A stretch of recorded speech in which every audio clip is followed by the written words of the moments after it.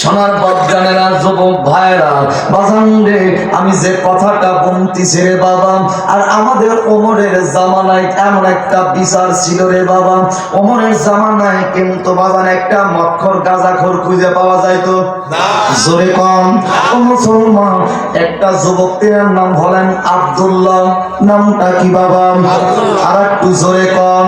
এই আব্দুল্লাহ দুনিয়ার বুকে সুন্দর বাজান, তিনি একজন গরিব মানুষ বাজান দেন।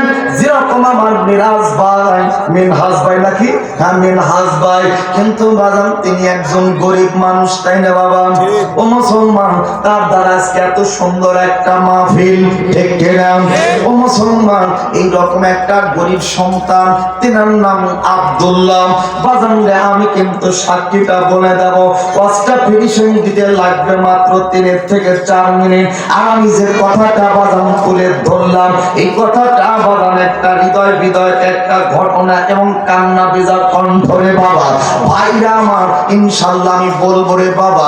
বাজান রে, আরেকটা বার বলেন আল্লাহু আকবার। আরেকটু আওয়াজ দিয়ে বলেন আল্লাহু আকবার। ও মুসলমান, এবার আব্দুল্লাহ তেনার বিবিকে সঙ্গে করে নিয়ে সুন্দরভাবে বাদাম শুয়ে আছে রে বাবা। ও মুসলমান, যখনই তিনি শুয়ে আছে, এবার আব্দুল্লাহর স্ত্রী কিন্তু গর্ভে তার সন্তান, এবার গর্ভের মধ্যে বাদাম সন্তান। আব্দুল্লাহর স্ত্রী ডাকতে বলতেছেন, স্বামী গো, আমাদের অবস্থা কিন্তু খুবই একটা ভালো নয়, আমাদের টাকা নাই, তেমন কোনো পয়সা নাই।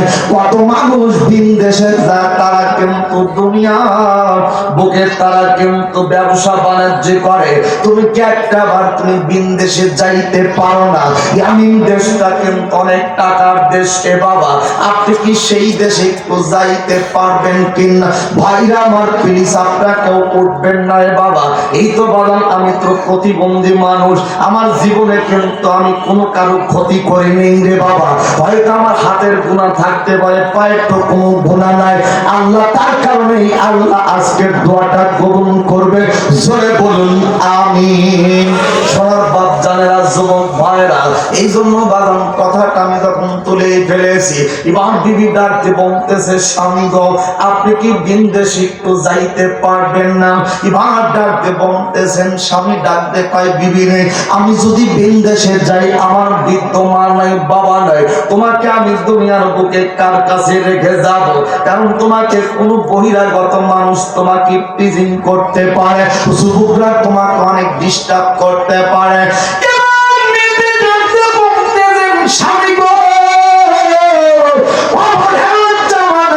একটা মঠর গাঁজাখোর সন্তান দুনিয়ার বুকে খুঁজে পাওয়া যায় না। জোরে জোরে বলা যাবে কিনা একবার মারহাবা। ভাইরা আমার, আপনি কালকে চলে যাবেন, আপনার কোনো আপত্তি নাই, বা আমার কোনো বাজান আপত্তি নাই, আপনি চলে যাবেন। এবার যখন যুবকটা পরের দিন সকালবেলা যখন ইয়ামিন দেশে বাজান রওনা হইতেছে, ও মুসলমান, ইয়ামিন দেশে যখন তিনি চলতেছে, এবার যখন তিনি কি সুন্দরভাবে হাত পেরে এরকম করে ডাক দিয়ে বলতেছেন, স্বামী গো, আপনি যে চলতেছে, আমার পেটের সন্তান আর আমার দুনিয়ার বুকে আপনি কার কাছে রেখে যাচ্ছেন?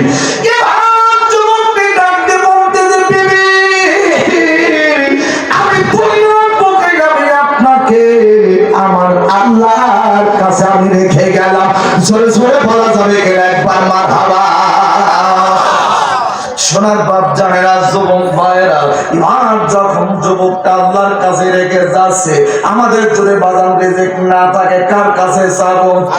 সন্তান না থাকলে চাবো কার কাছে? আর একটু জোরে কম, নাকি আল্লাহর ভান্ডার অভাব আছে? জোরে কম। চাইতে জানলে রয় না কারাগার, চাইতে জানলে রয় না কারাগার, অফুরন্তন ভান্ডারে কেউ ফেরে না খালি হাতে, মাবুদে তোর দরবারে কেউ ফেরে না খালি হাতে, আল্লাহ রে তোর দরবারে। জোরে বলা যাবে কিনা একবার মারহাবা। সোনার বাপ জানেরা, যুবক ভাইরা, এবার যখন যুবক আব্দুল্লাহ বাজান চলতেছে, এবার চলতে যাইতে যাইতে যখন কিছুদিন পার হয়ে যায়, এদিকে বাজান যখন মেয়েরা সন্তান প্রসাবের ব্যথা উঠে যায়, ও মুসলমান এবার মা চাচি খালা কবি সবাইকে মতো বাজান চলে আসছে, পাড়ার মানুষগুলোকে বাজান ডেকে নিয়ে আসলেন, ধাত্রীগুলোকে। এবার তারা কিন্তু বাজান তারা সুন্দরভাবে তাদেরকে এই মেয়েটাকে কিছুতেই বাজান ডেলিভারি করাইতে পারে না। প্লিজ বাজান পিছনে কটা হয় ভলেন্টিয়ার ভাই যারা আছেন, এই পিছনের বন্ধুদেরকে একটু খেলায় দেন না রে বাবা। ও মুসলমান এখন মনটা দিলটা নরম করে দিবেন, এক ফোঁটা পানি দেখো তো চোখ থেকে ফেলাইতে পারো কিনা আমার নবীর মহাব্বতে। ভাইরা আমার মানুষ যখন সুন্দরভাবে এই মেয়েটা কিছুতেই বাজান ডেলিভারি করাইতে পারে না, ডাক্তারকে ডাকা হয়, বড় বড় কবিরাজকে ডাকা হয়, কিছুতেই বাদাম এই মেয়েটাকে সন্তান প্রসব করাইতে পারে না। আমাদের দেশে মা বোনেরা যখন সন্তান প্রসব করবে, ডাক্তারখানায় যায় ডাকতে পায়, ডাক্তার রে আমি দুনিয়ার বুকে মা মারা যায়, আমার পেটের সন্তান যেন দুনিয়াতে সুস্থ থাকে।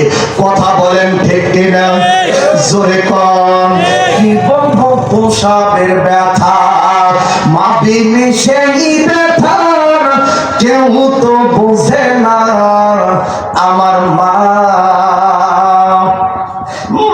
থেকে সন্তানের দায় অকালে মা প্রাণায়, সেই মাকে কেন তোমরা ভক্তি করো না? এমন দরদি এই জগতে একজন আর হবে না। আমার মা মায়ের ধার দুধের দান কাটে না বুকের সার, পাপ শোভানাইলে মারুরিল সদ হবে না। এমন দরদি এই জগতে একজন আর হবে না। আমার মা। সোনার বাপজানেরা, যুবক ভাইরা, এবার মেয়েটা সন্তান যখন প্রসব করে, শরীরের প্রত্যেকটা হাড়ের জয়েন্ট কিন্তু বাদামকে যন্ত্রণা করে, মৃত্যুর সাথে মারা কিন্তু লড়াই করে রে বাবা।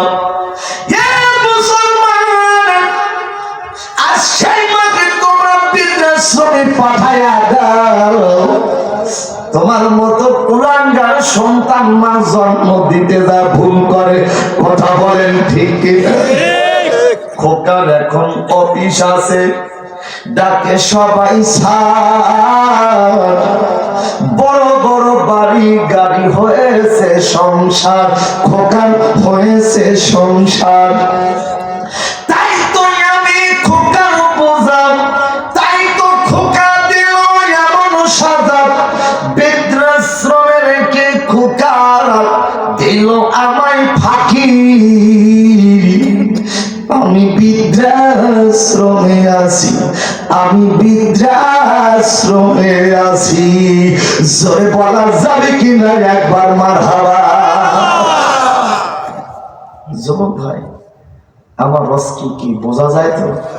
তাহলে আমার রস শুনতে গেলে বৃদ্ধ পিতা মাতায় খেতেও দিতে হবে, পড়তেও দিতে হবে। শুধু আমার কথা নয়, কথাটা কার? আর মেয়েটা চতুর্থ দিনের মাথায় পেটের ভিতরে সন্তান নিয়ে এই মেয়েটা দুনিয়ার বুক থেকে চির বিদায় নিয়ে চলে যায়। ইন্না লিল্লাহি ওয়া ইন্না ইলাইহি রাজিউন। ও মুসলমান, এবার মেয়েটা যখন দুই পাহাড়ের পদদেশে উপত্যকায় একটা জায়গা, খেজুরের গাছ, এই বৃক্ষের নিচে তার কিন্তু কবর দেওয়া হয়। ও মুসলমান, এবার মাগরিবের নামাজ পড়িয়া মানুষগুলো মসজিদ থেকে বাজান বের হয়া, এবার প্রতিটা মানুষ মেয়েটার কবরের পাশে যা দোয়া করবে, জিয়ারত করবে। এবার মানুষগুলি দাঁড়াইছে, কবরের ভিতর থেকে এক খণ্ড আগুনের গোলা বের হয়া আকাশ পানে বাজান উঠে যায়। মানুষগুলোর ধারণা এই কবরে এত বড় আযাব হইতেছে। মানুষগুলি মেয়ে মানুষগুলি ডাকবান পড়ে, দুই চোখের পানি ছেড়ে দে কাঁদতেছেন আর বুকটা ভিজা দিতেছে। আল্লাহ, এই মেয়েটা তো দুনিয়ার বুকে এক ওয়াক্ত নামাজ কাজা করে নাই, কারোর সাথে তো ঝগড়া ফাসাদ করে নাই, রমজানের রোজা কাজা করে নাই, বেপর্দা থাকে নাই। আজকে আল্লাহ, তুমি কি মাফ করতে পারো না? ও মুসলমান, মানুষগুলি কিন্তু কাঁদতে কাঁদতে বাজান বেহুশ হয়ে আছে, আল্লাহর কাছে কিন্তু দোয়া করতেছে। এরকম ভাবে কিন্তু যখন একটা বছর পার হয়ে যাচ্ছে, এবার যুবক আব্দুল্লাহ ইয়ামিন দেশ থেকে বাড়িতে আসছে। বাড়িতে এসে টাকা দেখতেছে, হায় রে, এখনো কিন্তু আমি টাকা দেখতেছি, আমার বাড়ি ঘরটা তো তেমন দেখা যায় না, আমার বাড়ি ঘরটা কিন্তু প্রাকৃতিক দুর্যোগে এই বাড়িটা কিন্তু মনুর সাথে বিলীন হয়ে গেছে। শাস্তু ভাইয়ের বাড়িতে বাদাম প্রবেশ করেছে। শাস্তু ভাইকে ডাক দিয়ে বলতেছি, ভাইয়া রে, ও ভাই, আমি তোমার ভাই আব্দুল্লাহ। এবার আব্দুল্লাহকে দেখে কোলে জড়া ধরতেছে। আব্দুল্লাহ ডাক দিয়ে বলতেছে, ভাইয়া রে, আমার তো সন্তান ছিল, আমার স্ত্রী পরিজন কোথায়, আমার বাড়ি ঘরটা কিন্তু এরকম ভেঙে গেল। এবার আব্দুল্লাহর শাস্তু ভাই ডাক দিয়ে বলতেছে, ভাইয়া রে, ও ভাই, কি করবো, প্রাকৃতিক দুর্যোগে তোমার বাড়িটা কিন্তু জমির সাথে বিলীন হয়ে গেল। ও ভাই, তুমি বাবির কথাটা বলতেছো, আমাদের বাবি সাহেবা তুমি চলে যাবার পরে মাদের যখন 10টা মাস পূর্ণ হয়ে যায়, সন্তান যখন দুনিয়াতে প্রসব করার পেন শুরু হয়ে যায়, দুনিয়ার বুকে একদিন দুদিন কিছুতে আমরা সন্তান প্রসব করাইতে পারি না। চতুর্থ দিন কিন্তু আমরা মদিনার বড় বড় কবিরাজ ডাক্তার ডাকলাম, কিছুতেই তারে আমরা কিন্তু সন্তান প্রসব করাইতে পারি না। চতুর্থ দিনের মাথায় তোমার বেবি সন্তান পেটের ভিতরে নিয়ে দুনিয়ার বুক থেকে কিন্তু বিদায় নিয়ে চলে গেছে। ও ভাই, কিন্তু একটা কথা রে ভাই, তোমার বিবি আমাদের জানা মতে আমাদের সাথে কোনো তর্ক করে নাই, আমাদের জানা মতে কোনোদিন 5 ওয়াক্ত নামাজ কাজা করে নাই, পর্দা খেলাপ করে নাই, অথচ রমজানের রোজা কাজা করে নাই, অথচ তোমার বিবির কবর দিয়ে কিন্তু একটা আগুনের গোলা বের হয়ে যাচ্ছে। তোমার বিবির কবরে কিন্তু এত বড় আযাব হয়। এবার যুবক আব্দুল্লাহ শোনান পড়ে শাস্তু ভাইকে হাত ধরে বাজান চমতেছে, কবরের পাশে টাকা দেখতেছে, তাই ধরে কবর দিয়ে আগুনের গোলা বের হয়ে যাচ্ছে। ও মুসলমান, সারাটা রাত তিনি আব্দুল্লাহ কাঁদতেছেন, দুই চোখের পানি ছেড়ে দিয়ে কাঁদতেছেন। আল্লাহ ডাক দি কয়, আল্লাহ গো, আমার বিবি তো আমার জানা মতে আমার বিবি একজন ভালো ছিল, অথচ আমার বিবির কবর দিয়ে এরকম একটা আযাব হবে আমি তো দুনিয়ার বুকে পরিকল্পনা করতে পারিনি। যুবকটা সারাটা রাত বাজান ঘুম ধরে না, বাজান রে। এবার যখন মসজিদে বাজান আজান হয়ে যায়, এবার যখন মসজিদে আজান হয়েছে, ফজরের নামাজে দলে দলে মানুষ নামাজ কায়েম করে আসতেছে। এবার শাস্তু ভাইকে ডাক দেখায়, ভাইয়া রে, তুমি তো নামাজ পড়লা, আমিও কায়েম করলাম, ও ভাই, তুমি বাড়িতে যায় আমাকে একটা কোদালের ব্যবস্থা করা যায় কিনা?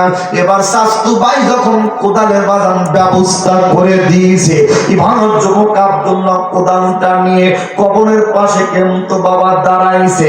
এবার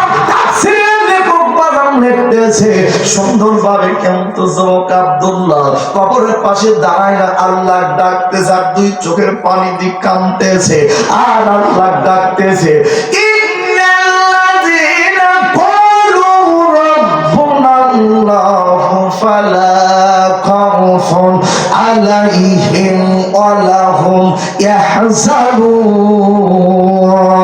সরে বলা যাবে কিনা একবার? আল্লাহু আকবার। সোনার বাপ জানে না যুবক ভাইরা, আল্লাহ আপনি তো কোরআনের মধ্যে ওয়াদা দিয়েছেন নিশ্চয়ই যারা ইমানদার মুমিন হবে তাদের দুনিয়ায় কোনো ভয় নাই, তাদের কোনো চিন্তা নাই। জোরে কোন সুবহানাল্লাহ। এবার আব্দুল্লাহ ডাক দিয়ে বলতেছেন, আল্লাহ গো আল্লাহ, আমি এই কবরটা আমি খনন করব। আমার বিবি জানা মতে একটা ভুক্ত করে নাই, নামাজ কাজা করে নাই, পর্দা হানি করে নাই, রমজানের রোজা কাজা করে নাই। আমার বিবির কবর দিয়ে এরকম আযাব হবে আমি মানতে পারি না। এই কথা বলে যখন কোদালটা দিয়ে কবরটা বাজাম খনন করেছে, আপনাদেরকে খারাপ লাগতেছে ভাইরা আমার? এবার যখন সুন্দরভাবে আব্দুল্লাহ কবরটা খনন করে তাকায় দেখতেইছে এই কবরের ভিতরে আমার বিবির কাপড়ের ভিতরে কে যেন নড়াচড়া করে। জোরে জোরে বলা যাবে কিনা একবার মারহাবা। আব্দুল্লাহ কাফনের কাপড়টা একটু সরাইয়া দেখতেছে মরা মানুষ কবরের ভিতরে আমার আল্লাহ ডেলিভারি করায়া কবরের ভিতরে মার বুকে দুধ পান করতেছে। জোরে জোরে বলা যাবে কিনা একবার মারহাবা।